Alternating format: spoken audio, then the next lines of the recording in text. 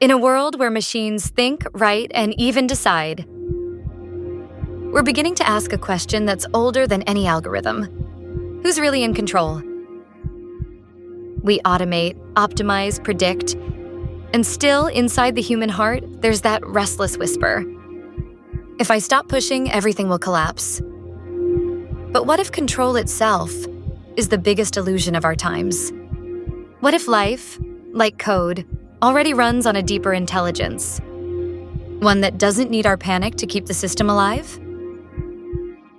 5,000 years ago, on a battlefield filled with chaos and confusion, Arjuna faced the same dilemma we face today.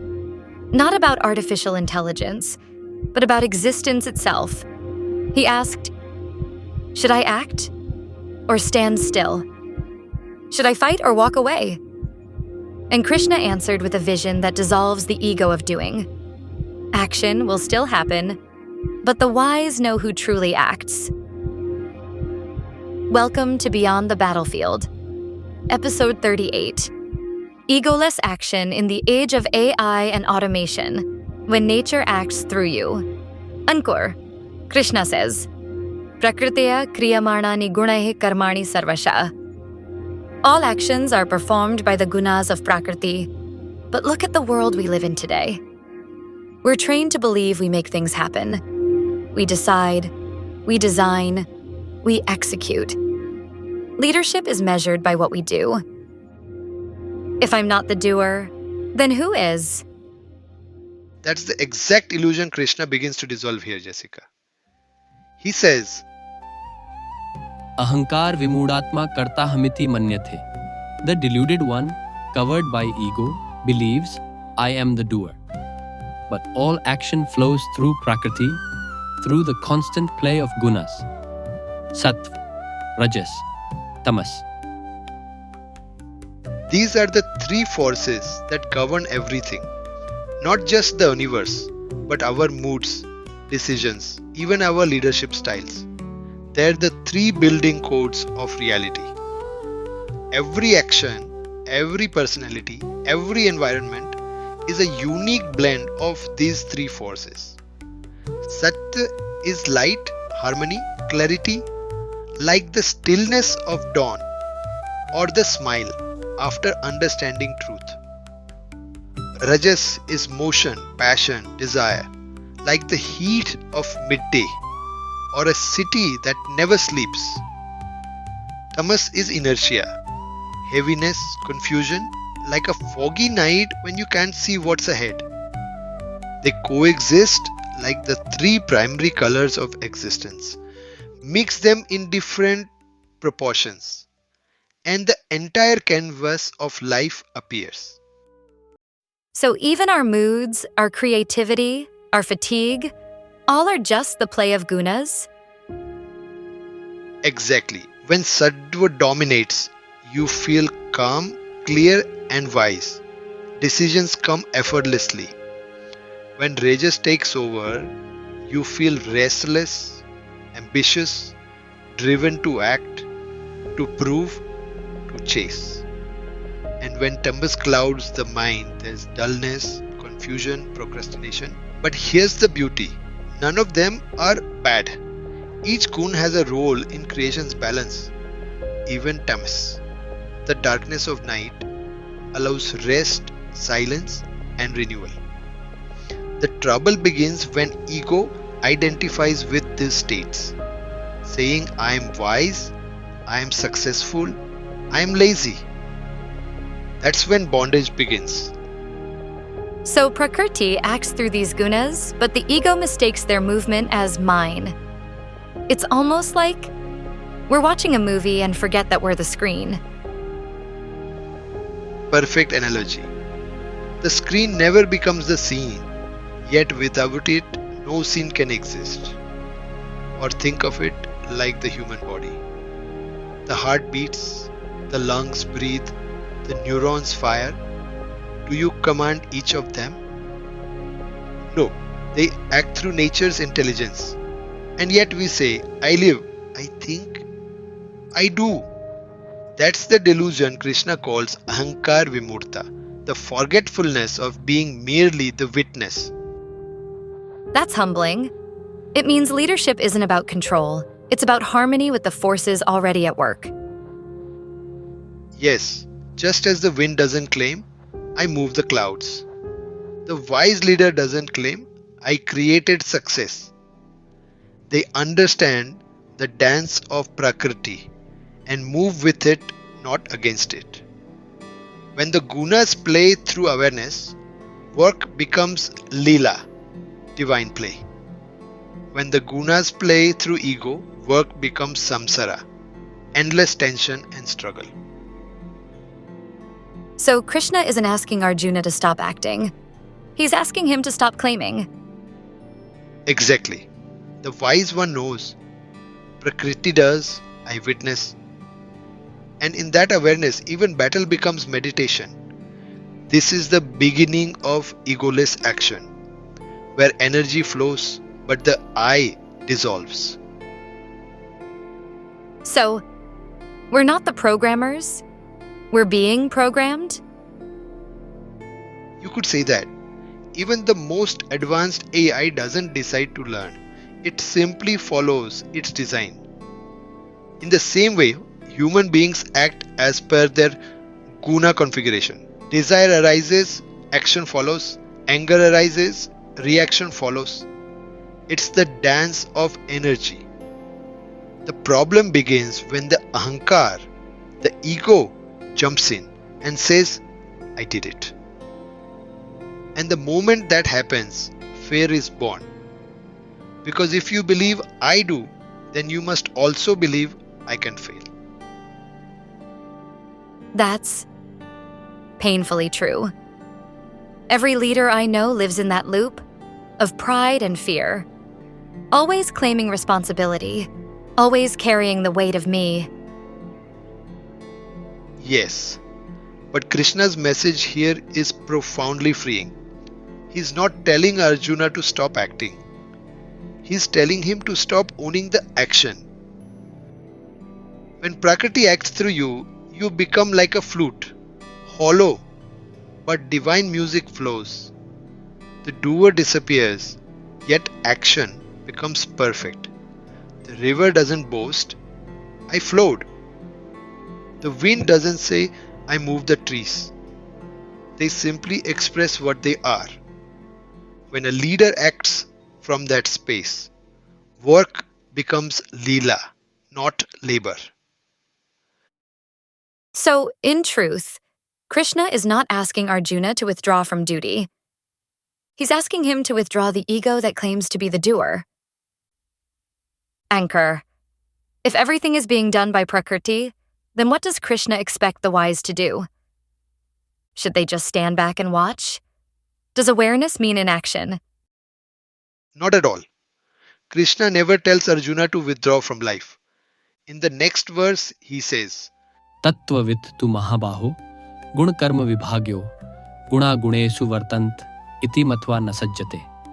The Tattvavit, the knower of truth, understands the difference between gun and karma. He sees that the genus interact with each other, that nature is acting upon nature.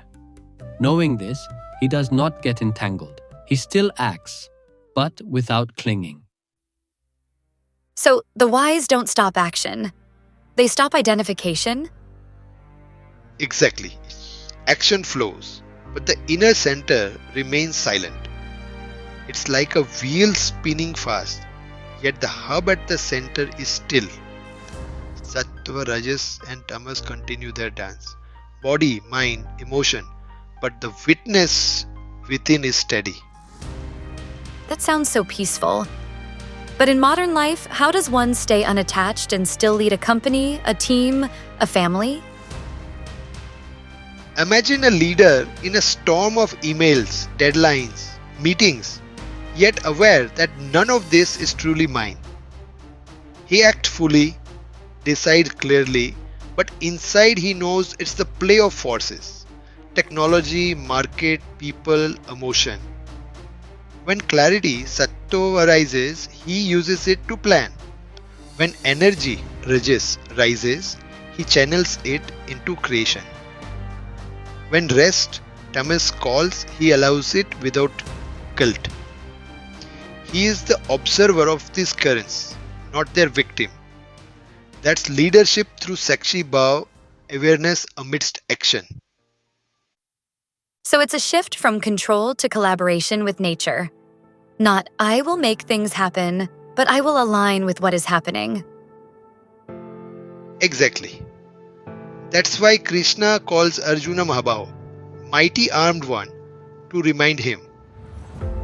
Strength is not abandoned, it is purified.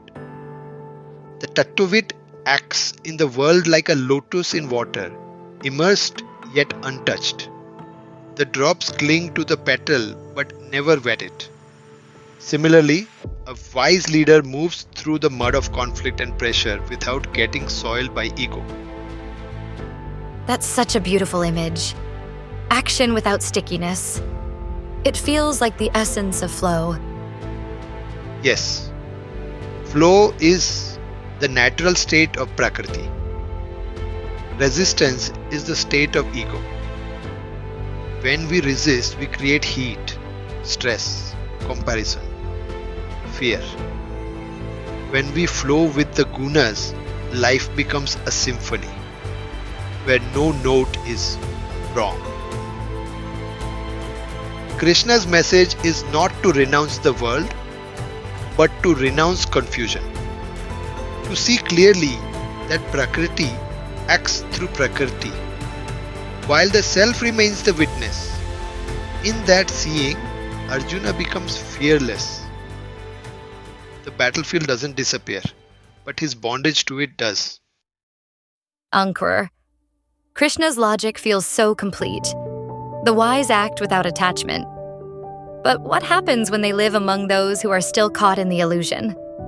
People driven by ego, ambition, and constant comparison? How should awareness walk amidst ignorance? That's the heart of Krishna's next verse.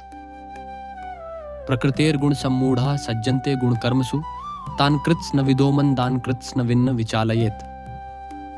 Those deluded by the gunas of Prakriti become attached to their actions. But the kritsnavit, the knower of the whole, should not disturb them. It's one of the most compassionate lines in the entire Gita. Navichalyet, do not disturb them. That's such a gentle instruction. So Krishna is asking the wise not to force awareness on others? Exactly. Osho कहता है, अज्ञानी अंधेरे में जीता है. अगर तुम अचानक रोशनी जला दो, तो उसकी आंखें जल जाएंगी. Truth can't be imposed. It can only be lived. The wise one becomes light, not noise. Krishna doesn't want Arjuna to run around converting the world. He wants him to become a living example of awareness, to lead by stillness, not by superiority. So relevant today. In leadership, we often try to fix people, to show them the right way. But sometimes that just creates resistance. Exactly, Jessica. Modern workplaces are filled with Prakriter Gun Sammudha, people acting from rajas, ambition, or tamas, fear, inertia. The wise leader recognizes the forces, not the faults. If someone is restless and aggressive, they are under the dominance of rajas. If someone avoids responsibility, they are bound by tamas. The wise doesn't condemn either. He guides them gently by living in sattva. Like a gardener, he doesn't shout at the seed. He gives it light, water, and time. So awareness becomes quiet mentorship, not interference. You allow others to evolve at their own rhythm. Exactly. Krishna calls this smatva ki karuna, compassion that sees all beings as part of one process. Just as Prakriti allows clouds to thunder, flowers to bloom, and stones to rest without judgment, the wise allow others there's space to grow. True leadership doesn't impose evolution, it inspires it. When the wise act without ego, others sense the peace and something shifts silently. That's the beginning of real transformation. So, in a way, Krishna is saying, don't preach from the mountain, walk through the valley and let your calmness teach. Beautifully said. That's the essence of unvichalyat. Let your presence be the teaching. That's how Krishna himself leads, not by command, but by consciousness. So far, Krishna has revealed how action happens through Prakriti, how the wise act without attachment, and how they guide others with compassion, not control. But there's still one step left. The final key to freedom: surrender. What does it really mean to offer all action to the divine? Let's step into that final verse. Mai sarvani karmani sanyasya. Krishna's voice suddenly feels different here. Tender yet commanding. Ankur, what does this moment really mean? Is this where knowledge turns into devotion? Yes, Jessica. This is the verse where Gyan flowers into bhakti. Krishna says, Mayi sarvani karmani sanyasya adhyatma chetasa nirashir nirmamo bhutva yudhyasva vigatajvara. Surrender all your actions unto me, with your inner consciousness united in the self. Free from desire, free from ownership, free from feverish anxiety, and fight. this is not an instruction to give up action. It's a call to give up anxiety in action. Mai sarvani karmani sanyasya. Krishna says, surrender all your actions into me. But Ankur, this me, who exactly is it? Is Krishna asking Arjuna to surrender to a person or something deeper? That's one of the most profound and most misunderstood questions in the Gita, Jessica. Krishna never says, Sarvani karmani sanyasya keshavaya, surrender to this human form. He says, Main. And my means in me, in that consciousness which speaks through this form, in that presence that lives in every being. When Krishna says me, he is not referring to the man standing in front of Arjuna, but to the state of pure awareness speaking through him. The same me that flows in Arjuna, in the soldiers, in the battlefield, in you, in me, in all. So, surrender into me doesn't mean worship Krishna, the person. It means dissolve into the field of consciousness itself. Exactly. That me is not ego, it's existence. To surrender there is to melt the small I into the ocean of the whole. It's like a drop saying, I return to the sea. The drop doesn't vanish, it expands into infinity. This surrender isn't obedience, it's awakening. Not dependency, but dissolving separation. That changes everything. Surrender isn't submission, it's union. Not I follow you, but I become one with you. Precisely. When Krishna says, Mai sarvani karmani samnyasi, he's saying, let every action arise from that center of wholeness, not from fear, not from ambition. In leadership language, it means act from the field, not from the ego. When you act as the field, creativity flows, intuition sharpens, relationships heal. Because your decisions are no longer defensive or possessive. Osho calls this karma ka sakshatkar, the realization that karma itself is divine when the doer dissolves. And that's why Krishna adds Vigadajvara, without fever. Fever is the friction between I must control and life already knows. When surrender happens, that fever ends and action becomes ease. So, in truth, Krishna's me is not a command. It's an invitation. An invitation to move from individuality to universality. Beautifully put, Jessica. My means in that which connects us all. To surrender, that is to trust reality itself. It's not about giving up responsibility. It's about giving up resistance. Then, even in the heart of battle, one moves with grace.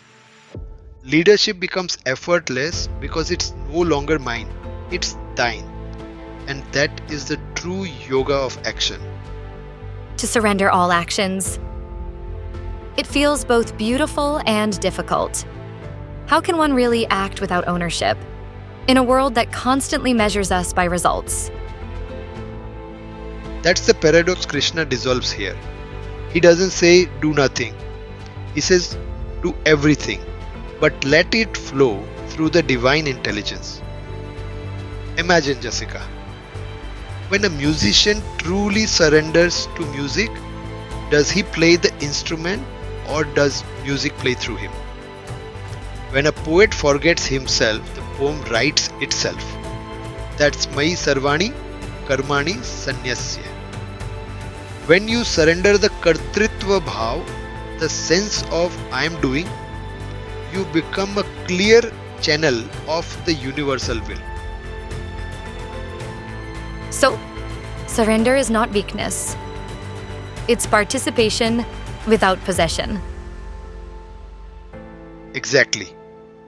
Osho says in Gita Darshan, समर्पण हार नहीं है, समर्पण उस स्थिति का नाम है जहां अब कोई हारने वाला नहीं बचा. When you dissolve the doer, only doing remains. Pure, effortless, alive. It's almost like leadership without self, where performance comes from presence, not pressure. Yes, that's the heart of divine leadership. Karma Yoga is not the management of tasks, it's the purification of intention.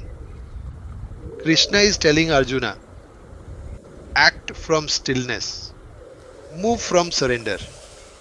Let your action be my instrument, not your identity. When that awareness dawns, every battlefield becomes a temple, every task becomes a prayer, every decision becomes an offering. That's the ultimate shift from ambition to alignment. From ambition to alignment. That's such a powerful image. So when Krishna says, Yudhyasva, he's not telling Arjuna just to fight. He's telling him to act from the sacred. Exactly. To fight without hatred. To lead without pride. To serve without seeking reward. That's the real victory Krishna points to. The victory over the fever of I. When karma becomes yag and leadership becomes offering, then even in the noise of the world, silence reigns within. In these 4 verses, 3.27 to 3.30, Krishna takes us from illusion to liberation, from I act, to nature acts, to awareness acts with compassion. And finally, all action is divine. Perhaps this is the greatest lesson for our age, that true leadership is not about holding power, but about becoming a transparent medium for a greater intelligence. From ahankar to samarpar, from the illusion of control to the grace of surrender. Krishna has shown us that true leadership begins when the ego ends. When we realize that Prakriti moves through us, not because of us, every action becomes sacred. Every moment becomes a prayer. Each episode of Beyond the Battlefield is a step inward, from striving toward stillness, from pressure toward presence. Remember, You are not the storm, you are the sky through which it moves. If this episode touched you, please like, share, and subscribe to Beyond the Battlefield, so more seekers can discover Krishna's timeless wisdom. You can also explore our Beyond the Battlefield GPT companion, your interactive guide to Gita-based leadership and self-mastery. The link is available in the episode description below. And if you'd like to share your reflections, experiences, or questions, write to us at beyondthebattlefield@outlook.in. We'd love to hear your thoughts and stories. Until next time, stay rooted, stay aware, and let life flow through you, not from your